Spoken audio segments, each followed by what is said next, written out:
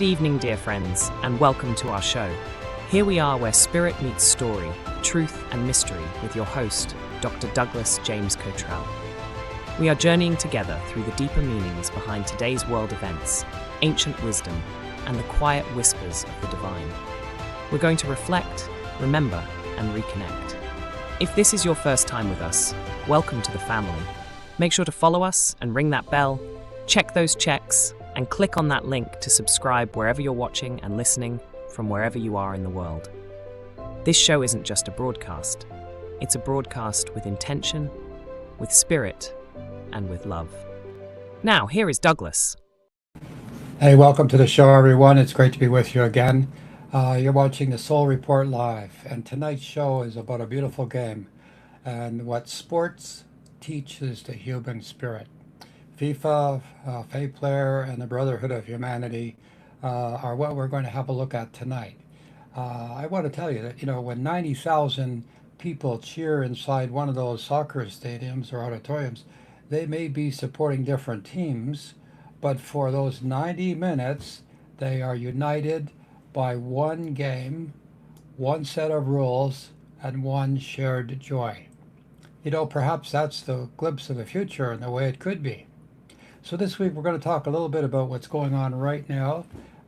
We have the Americans and the Belgium team, I think, going together tonight. Correct me if I'm wrong on that, Oz. And we're looking at what's taking place all around the world. Millions upon millions of people are watching. Everybody's just captivated by that one and amazing watch the football, watch the team. Entire nations have paused. Families are gathering around. Restaurants and bars are filled with patrons. People are raised up. Flags are swaying in the breeze. Children wear their heroes' jerseys. Cities are celebrating. And for 90 minutes, people forget many of their worries. Have you ever stopped to think about why? Why does one game played with a simple ball create so much joy? I think it's in our soul DNA. You've heard me talk about that before. I think I've kind of coined the word soul DNA, but it's in our DNA spiritually. For those 90 minutes, we remember something important. First, we're all human beings. Whether you're from Brazil, Argentina, England, Japan, Nigeria, Canada, United States, or anywhere, the game is exactly the same. The field has exactly the same dimensions. The rules never change. The goalposts are the same and they never move. And the referee speaks the same universal language. Have you ever wondered about that when you have two teams from North Hemisphere, South Hemisphere, and they're arguing with the referee? They seem to understand each other. There are no special rules for one country that are different rules for another. It's total equality. This is the way we should be as spiritual beings here in the physical world. A lesson beyond the score, perhaps, is the first spiritual lesson. There is only one field. It's one game, one set of rules. Isn't that also true of life? The sun rises and sets for everyone. The rain falls on everyone. Love heals everyone. Kindness and blessings are welcomed by everyone, and truth is what we all seek. Truth serves everyone. The great spiritual traditions remind us that beneath our language, our culture, our politics, our religion, we share one humanity. Sport reminds us of that. It's always been, historically speaking, the one thing that has brought opposing forces together. And, win or lose, there isn't an outcry for revenge after. There might be the team that loses, some sadness, and next year we'll do better kind of thing. But there's never any vengeance or anger.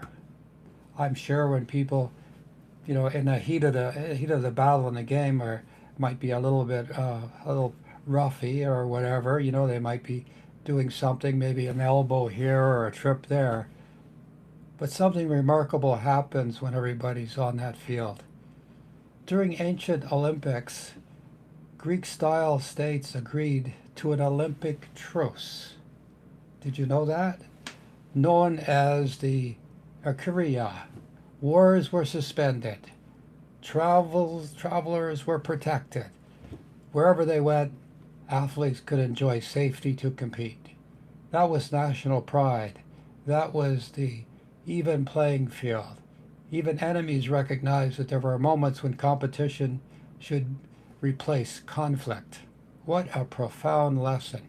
Tonight we're talking about this as a fundamental basis for our humanity, proof of our spiritual equality. We're here, you and I, my friends. If you're looking at the soccer field tonight, or perhaps you're a casual viewer, you're pulled in to the magnificent aspect of the field and the stadiums being packed with people. Sellout crowds are happening. People are traveling from the other side of the world to North America to attend this world championship game. Comes every 4 years, so it's a big deal. The Olympic Games back then taught the world that competition need not be hatred. It's the best you could be, the best of the best, competing against one another to be the best they could be. Jack has been to these places. He's going to come on in a few minutes and tell us about what he saw when he visited Greece recently, and maybe walked in the paths of those who competed. But let's talk a little bit about Paul the Apostle and athletics. It is reported that it was a sports metaphor for life. The Apostle wrote, "Do you know that in a race all the runners run, but only one receives the prize? Run in such a way that you may obtain it." That's in 1 Corinthians, by the way. He wasn't encouraging selfish ambition. The spiritual mind was encouraging us discipline, participation, perseverance, and character.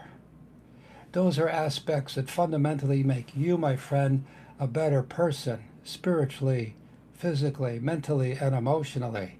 So as we watch the football games or the soccer games continue to blossom, you watch and see what's going to happen within the next few months or the next year or two to our countries in North America, as well as around the world. More and more people are finding that unity, that similarity, as they did back at the time of the Olympics, the real Olympics that started from Mount Olympus and carried on down. Okay, I wasn't there, so I don't know about Mount Olympus, but that's how the story goes. Paul the Apostle understood that athletes rather train their bodies, and spiritual seekers train their souls. And here on the Soul Report Live, we're kind of doing that each week as we invite you into our show. And for those of you who are listening on social media and YouTube, we love to hear from you. Please come in the chat. Don't forget to send us those messages. Please subscribe to our channel if you're out on the social media, and send us a text or what you'd like to see more of on the show.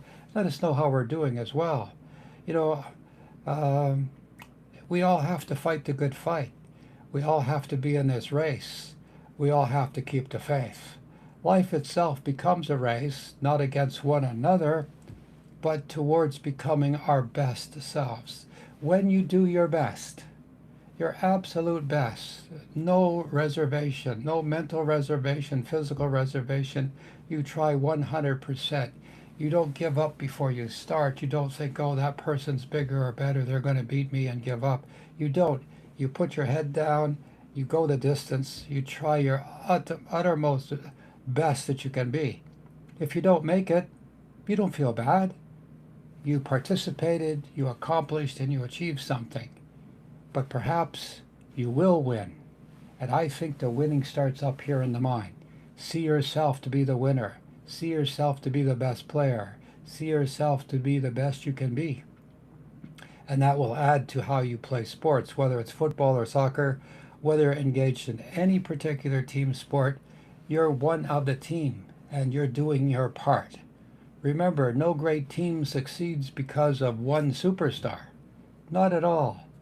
Championships are won because people learn to work together, just like life.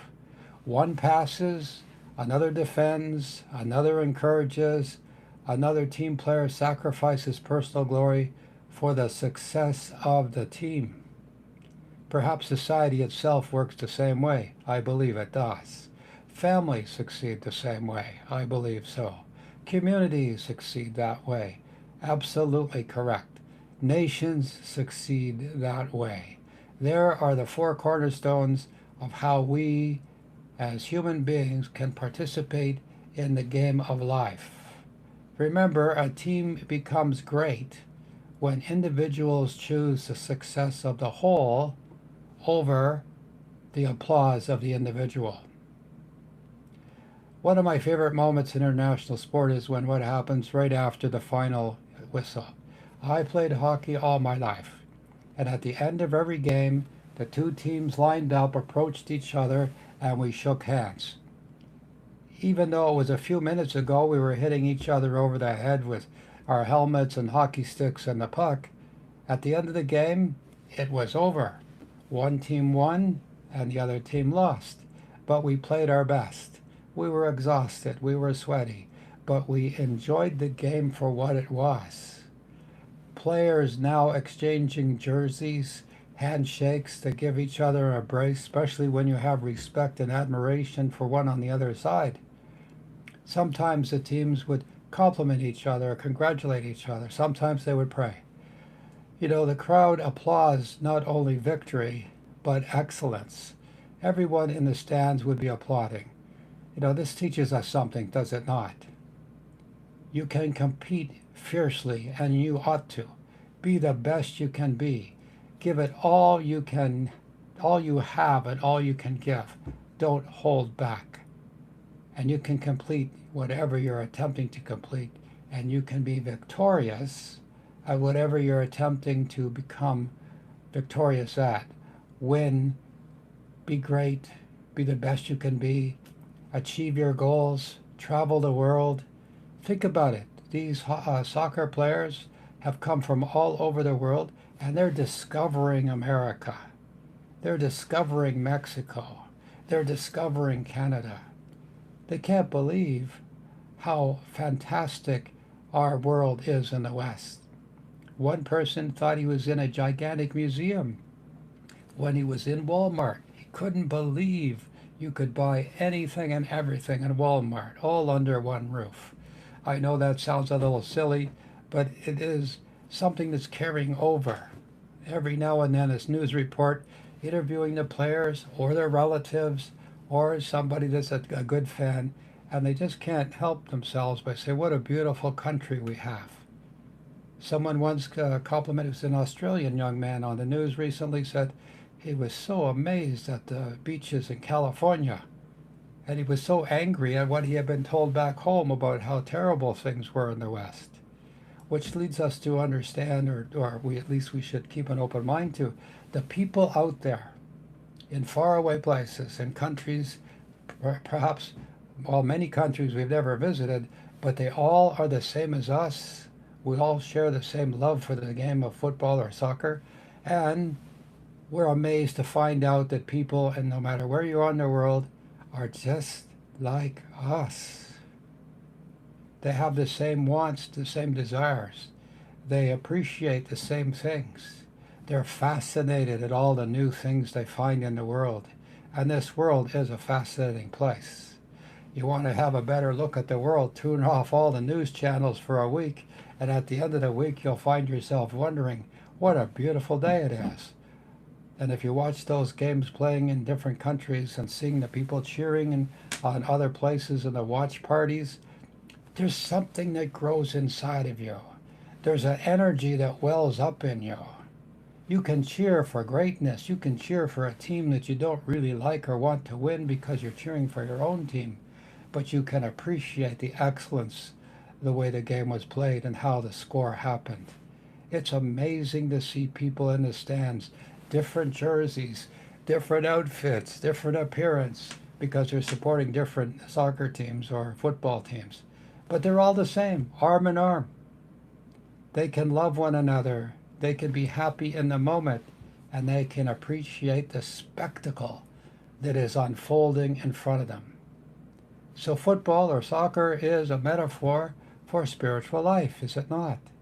Again, at one time, an arena is filled with thousands of people, all concentrating on one game, played by the same rules, played on the same field, and played to the same point of excellence. Of course, there can only be one winner as we go through these knockout rounds. But the players come off the field, perhaps their head hanging a little bit with the disappointment of not winning. But you won't see any of them angry. You'll even see them congratulating one another. They'll be admiring the skill of one another. And that, my friend, is how we should view each other spiritually.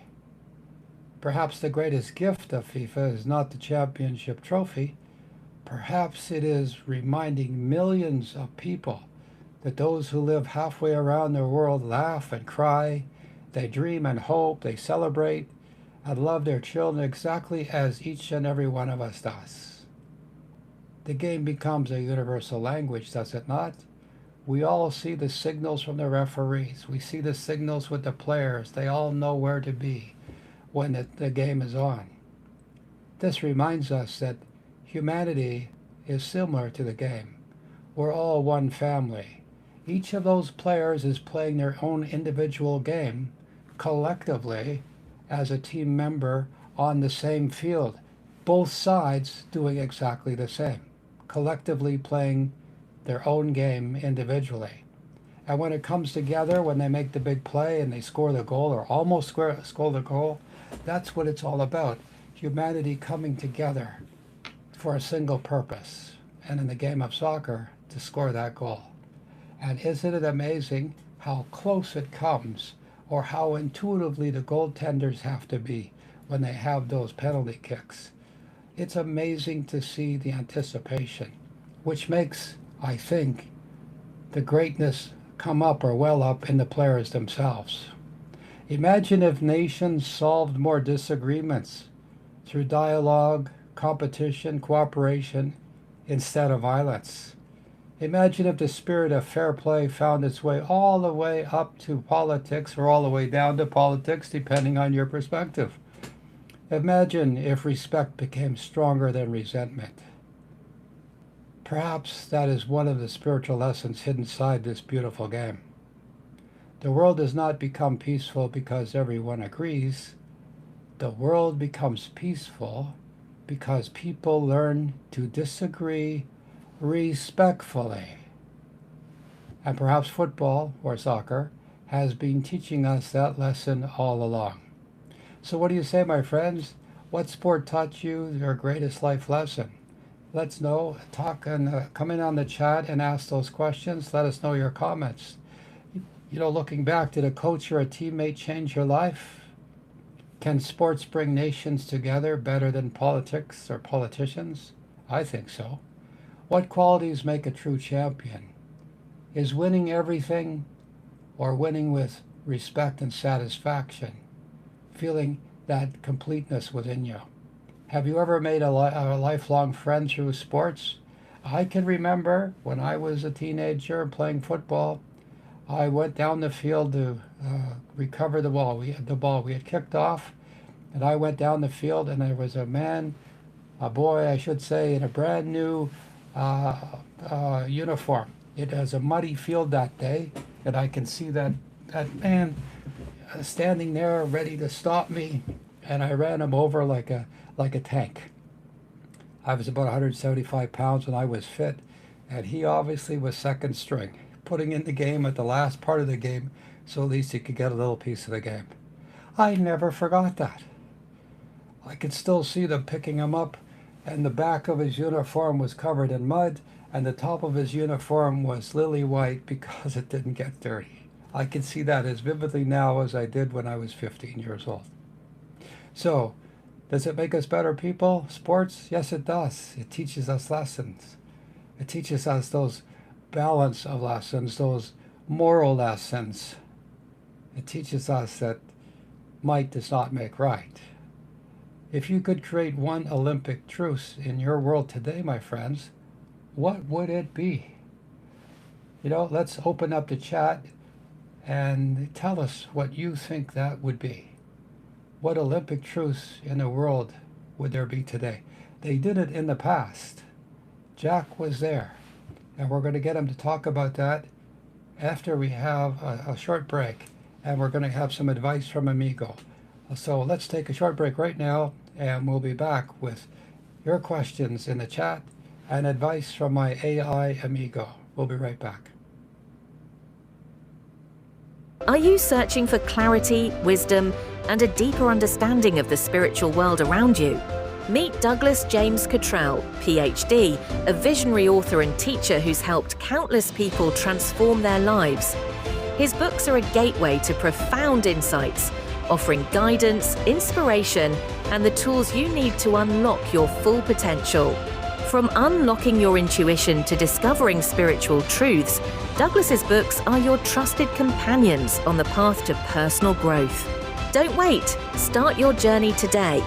Visit his website douglasjamescottrell.com to explore and purchase his life-changing work. Your next breakthrough is just a page away. And I'm back. There we go, my friends. It's great to see you. This is the Soul Report Live. We're broadcasting around the world on YouTube, social media, and here on our Riverside broadcast station.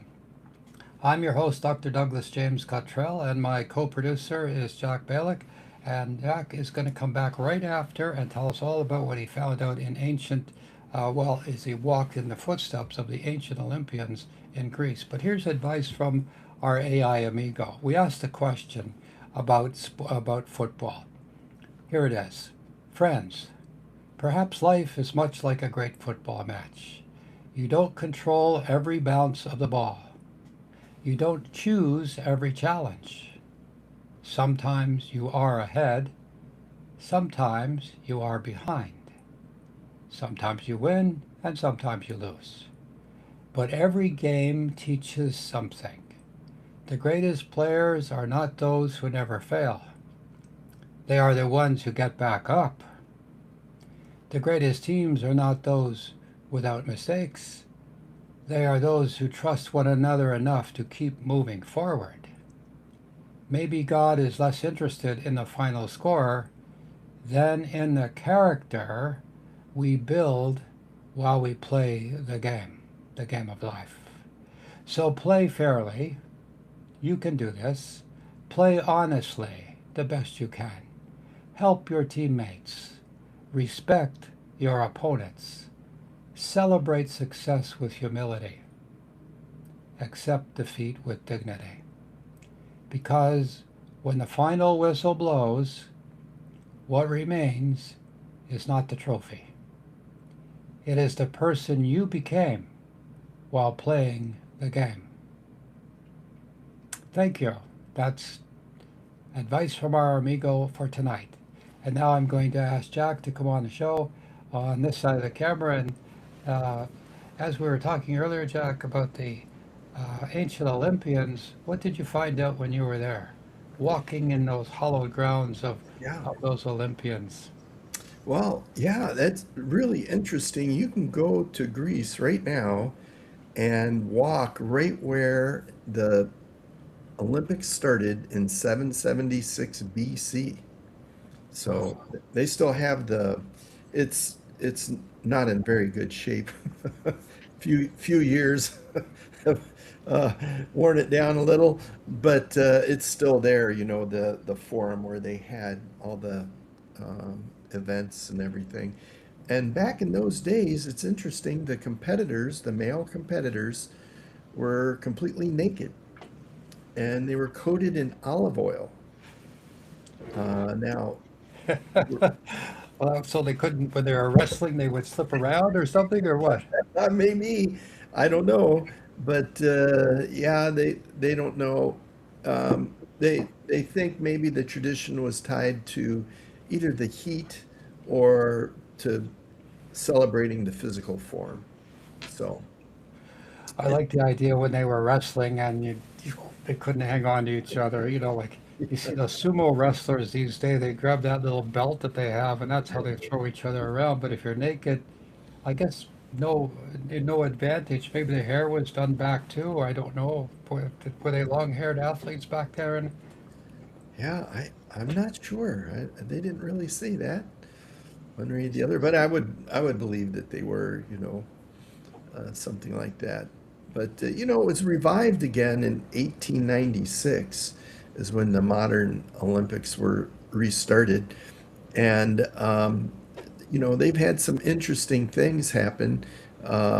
In 1912, they would give 1912 to 1948. They gave medals for 5 categories of architecture, literature, music, painting, and sculpture, as long as it was sport related. really, Yeah. So so was that something that was also carried back to? I mean, when we think Olympians, we think fellows throwing disc or spears, things like that. I mean, but this was in addition to the yeah, old-time Olympics, or was the same back in the day? yeah, it was in those days they gave it out at the Olympics. Yeah, yeah, What really. would they get? What was a trophy? What? It, it was a medal. They got a medal. Okay, just Yeah, like today, I guess. yeah. Wow. So yeah, Did you get to talk to any museum people or rangers or anything like that that could tell you stories about on this spot, somebody picked up 3,000 pounds over their head as a weightlifter or something like that? well, they had a lot of. You could walk in where the modern Olympics started, and so that was pretty interesting. And you could see the stands are still there. It's still. I think they might even still use it for other things as well. So it was pretty good. In 1960, the Olympic marathon uh, runner then, the Ethiopian runner, ran 26 miles barefoot. So and he won. So, Wow. I wonder if he had sore feet at the end of that. But Oh, I would gather that his feet must have had that human leather skin, like, over all the time you'd be training, whatever, and all that, to run 26 miles. Oh my God. And then to do it in barefoot. That's he should get 2 medals for that. But do you think today with what's going on with football or soccer, you think it's going to be something that's going to last like that? Wouldn't that be great? yeah, it's possible.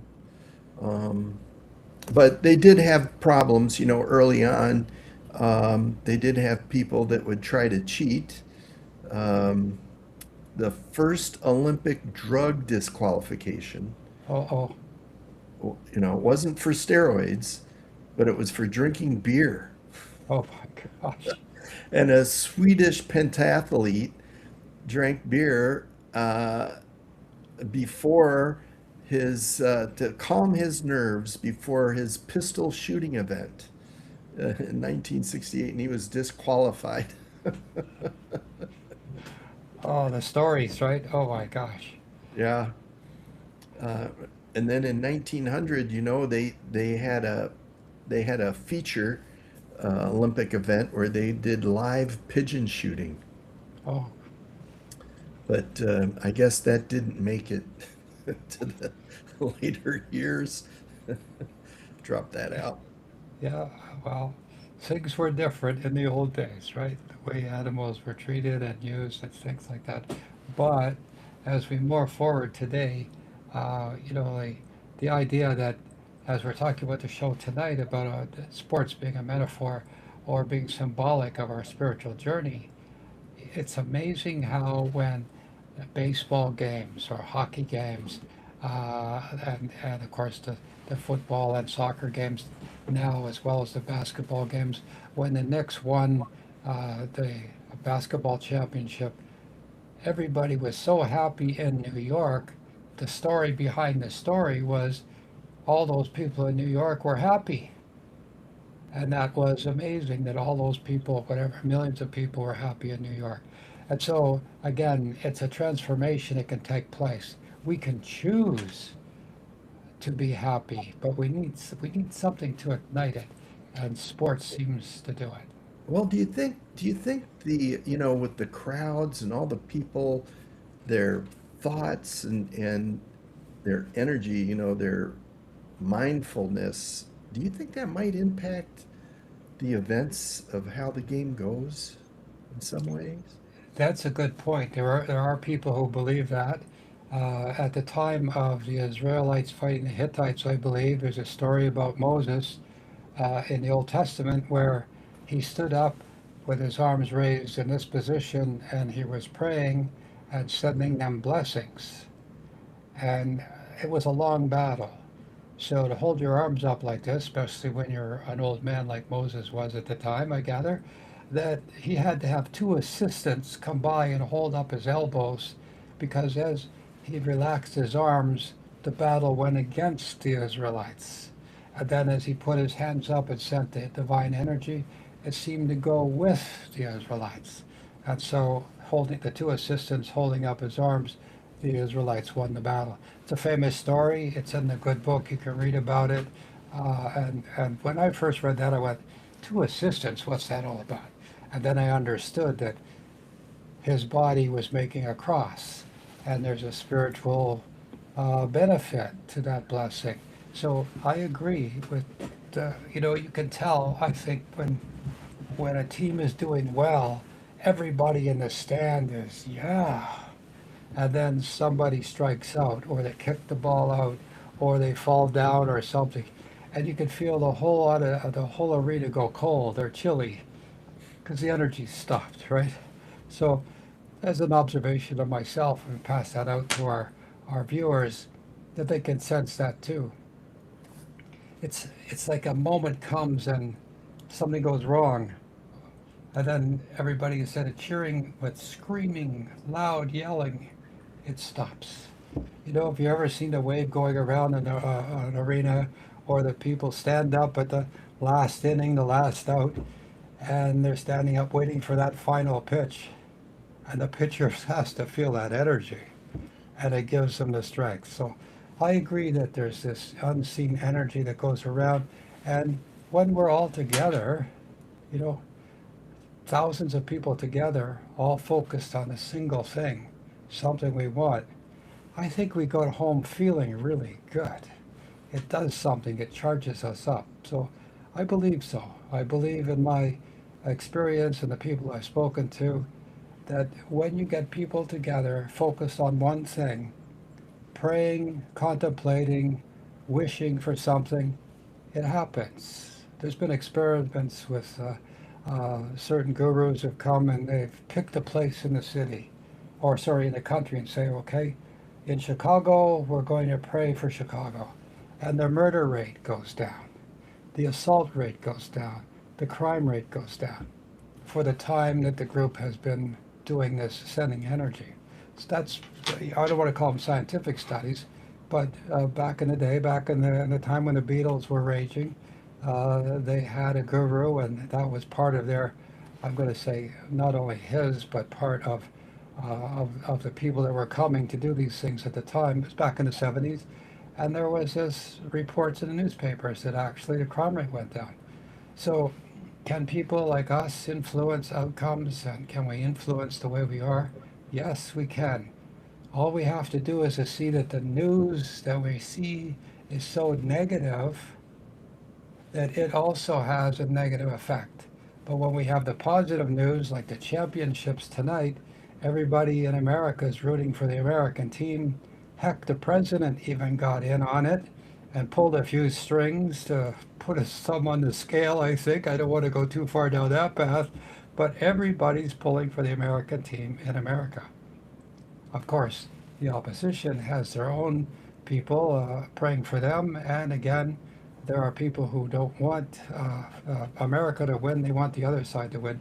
And so if it's 50-50, you can't influence, but if it's 51% and 49%, that's a 2% difference that could make the thumb on the thumb on the scale, the imbalance occur, the justice weigh somewhat in favor of one team or another. So that's from my experience at seeing people doing this over the years, and I absolutely agree.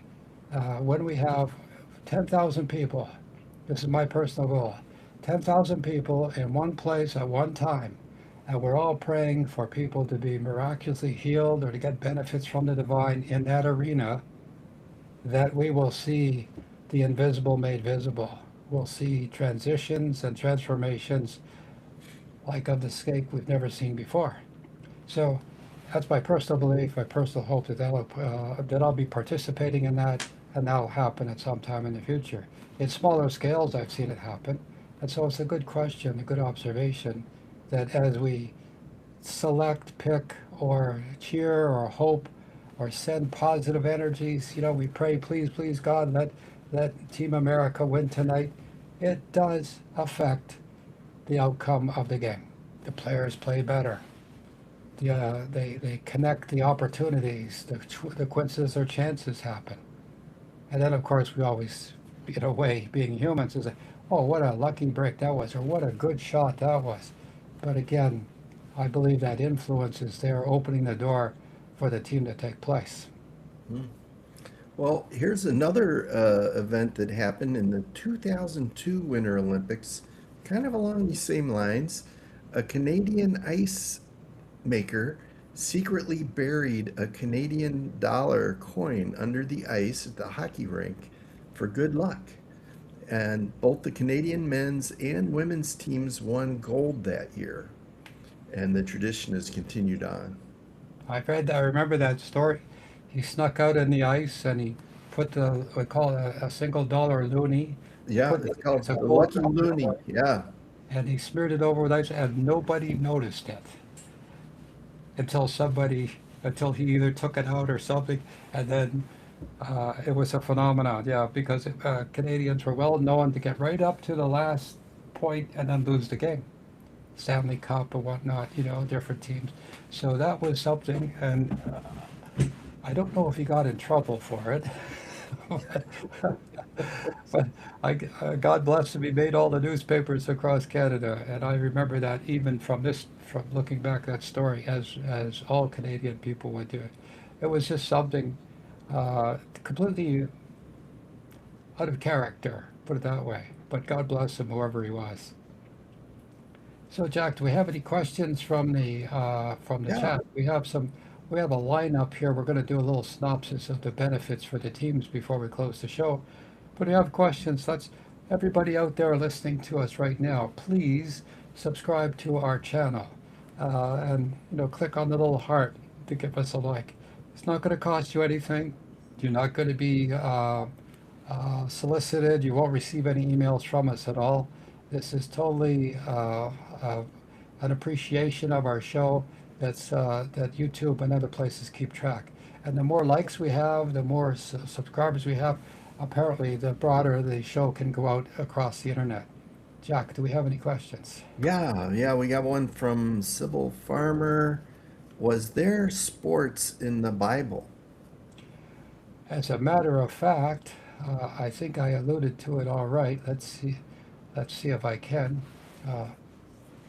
Yes, it was basically the Apostle Paul writing in the Bible in 1 Corinthians. Do you not know that is a race in which all the runners run, but only one receives the prize? Run in such a way that you may obtain it. 1 Corinthians 9:24. There was another one if I could find it, but I had looked for that. But yes, it deals with running the race and completing the race. Imagine if nations disagree through dialogue, competition, and cooperation. It's settled dialogues. I'm not sure if that's from the Bible, but yeah, that was one. Okay, here's something Paul later writes. I have fought the good fight. I have finished the race. I have kept the faith. So life becomes a race, not against one another, but towards becoming our best selves. So there's two quotes from the Bible that Paul understood that athletics train with their bodies and spiritual seekers train with their souls. Very good. Yep, we got another question. I don't know if it's a question, it's more of a statement. Um, it's about I've noticed that sports is a lot like life, and kids playing in sports is a good place to practice what real life is like, which is put the work in, be smart, and you will get good results. I agree, and I'll elaborate on that a little bit. Is what you put in is what you get out. You can't be a half-trained athlete and expect to win gold. You have to put, like, as they say, when you prime the pump, you have to go all the way, and you have to believe in yourself. The thing about athletes, no matter what they are, runners, uh, boxers, ski people, like wherever there is an individual uh, effort made, a lot of hours you're training all by yourself. You're at the gym, you're lifting weights, you're doing body specific exercises, might have a coach, but you're all by yourself. And so you can't quit. You can't say that's enough or I'll do that tomorrow. You can't procrastinate. Real champions know that they have to put the effort in. And I agree. The greater the effort, the greater the chance of you being the person that's better than anybody at that sport on that day in your life. The next day or 2 days or 5 days or next year, there might be somebody a little bit better. But on that day, at that moment, you're the best of the best, and you're the best you can be. And even if you don't get to be first place, you can go home and say, I never, as a weightlifter, I never lifted 385 pounds in my life, but I did it that day. And you have those personal accomplishments, and that, my friends, is what builds character and what you rely upon in yourself. And that's the truth. God watches, God sees, God knows what you have accomplished. It doesn't matter what other people think or say. It's only temporary. But God remembers, and you remember, because you accomplished. That's the most important thing you can do. It's a good statement. I agree. Yeah. A really interesting thing happened. I like to watch the Tour de France. I've been to it, actually. I'll show you. I've been to the race. Here's I my remember hat. you. You were the guy 167 bicycles back from the first guy. Uh, but this just last week, the race just started just this week, and the number one or number two guy in the world was going to win one of the stages. This race goes on for 3 weeks. It's very, very difficult for these bike racers for 3 weeks to go up these mountains and so on. But the number one or number two, I don't know, it depends on who you talk to. He might be the number one guy. Uh, they're finishing the race, and he put his hand on the shoulder of his teammate and let him win Wow. at the finish line. Yeah, and because he could have won it easily, but he let his teammate win the race. So it was an amazing moment, really. That's true brotherly love. And it was the accomplishment for the, the teammate to get to be the champion. Obviously, had been a champion several times himself before that, I guess. Yeah, And so there it is, sharing the wealth. That's pure love for brother. What a story. yeah, real teamwork there. So Yeah, quite I a mean, that's what it's all about, right? I mean, if you've won several times, somebody's coming along and you say, I could, beat them again, but why not encourage them? Why not share the glory, share the winning, encourage them? Because sooner or later, you're not going to be able to win so easily all the time. So might as well, do something wonderful. But what a gift. It brings tears to my eyes almost about how wonderful that moment would be. Oh When yeah, and that man, he was only the second Mexican to ever win a stage. It's just one day of the 21 days, but he's only the second Mexican bike racer to ever win a stage, and he was Happy. really, Yeah. yeah, beside himself. Yeah. Wow. Wow. That's a really good story, Jack. That's what life's all about. On the Soul Report, that's what we want to encourage. These are things that are truly the human spirit, the love for each other. And it's so easy to be kind and generous and to do something. Because obviously, when he put his hand on the shoulder of his teammate and let him go by, he was giving him something amazing, absolutely amazing. And it changed the man for the rest of his life, no doubt. So, in a moment, in a moment, just pushing the guy ahead with his hand on his shoulder changed that Mexican man's life forever. I love those stories. They're fantastic. Do we have any more people from the chat? Uh, we have something here from This Too Shall Pass. I'm not sure. It says Rome may have had sports with gladiators, i.e., bread and circuses. That's true. They did have gladiators. They Yeah. had gladiators that were slaves. They were put in the arena, some to die and some to be uh, the bloodthirsty gladiators. But also, as the story finds out, that a lot of the gladiators' weapons were blunt. That trident with the three picks on it, they used to put little metal squares on the end so it would hurt the opponent, but it wouldn't kill them. And they had pretty good medical care. I mean, after all, these magnificent athletes at the time were worth a lot of money, Oh, so yeah. you don't want to kill them off too fast.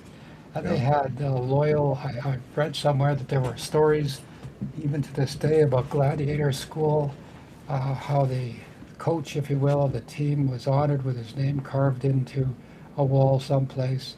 So they had their star athletes at the time. It wasn't all bloodthirsty as we tend to believe in the movies. But I guess it was, like it was in the movies at some places when certain people were sacrificed to the lions and punishments took place. But again, for the sport of being a gladiator, and they had women gladiators as well, by the way, they were considered the comic relief, if you will, if I could put it that way. Not to demean anybody, but they weren't as fierce as the men. But they were put out there, and some of them were very, very good, and they were also remembered. That it was like common, I guess, WrestleMania, or something like that. They were like Muhammad Ali, that kind of fame. But it was a time back then, different time in life. But they had their athletes, and they trained and they trained and they trained. But I think, from all the little tidbits I hear up and the various professors on TikTok and stuff that I hear from time to time, it was just like superstardom in today, only more localized. But to go to Rome, to be in Rome, that was considered like the Super Bowl of being a gladiator. So, good point. So we got a few more minutes left in the show. Let's talk about France, which is called the Complete Team. This is a little synopsis of a few teams that I put together tonight. France continues to look like one of the most balanced teams in the tournament. Their strengths, they have excellent depth at every position. They're dangerous attacking players capable of changing a match in seconds. Experienced playing under pressure. Strong defensive organization. The possible weakness for France can be too comfortable protecting a lead instead of continuing to attack. Championship teams aren't always the most exciting. They're often the most consistent. Morocco, the surprise continues. Morocco has been one of the great stories of international football. They play with enormous heart and discipline. Their strengths: outstanding teamwork, excellent defensive shape, incredible national pride, and they never seem intimidated by bigger football nations. They have a possible weakness that sometimes create fewer scoring chances than the traditional football players.